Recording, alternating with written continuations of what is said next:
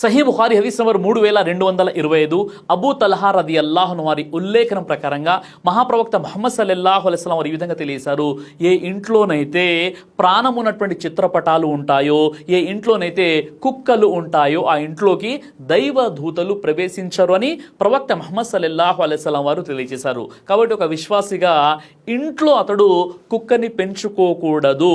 ఇల్లు కాకుండా అతడు ఫామ్ హౌస్లో లేదా కుక్క పెంచుకోవడానికి ఇతర ప్లేస్ ఉన్నట్లయితే అక్కడ అతడు కుక్కని పెంచుకోవచ్చు తప్ప ఇంట్లో మాత్రం ఎక్కడైతే మనుషులు ఉంటారో ఆ ఇంట్లో బెడ్రూమ్లో కానీ హాల్లో కానీ అక్కడ కుక్కల్ని పెట్టకూడదు. ఎందుకంటే దైవదూతలు ప్రవేశించారని ప్రవక్త ముహమ్మద్ సల్లల్లాహు అలైహి వసల్లం వారు తెలియజేశారు. అలాగే ప్రాణం ఉన్నటువంటి చిత్రపటాలు, అవి జంతువుల చిత్రపటాలైనా మనుషుల చిత్రపటాలు అయినా అవి ఇంట్లో ఉంటే దైవదూతలు ప్రవేశించారని ప్రవక్త ముహమ్మద్ సల్లల్లాహు అలైహి వసల్లం వారు తెలియజేశారు.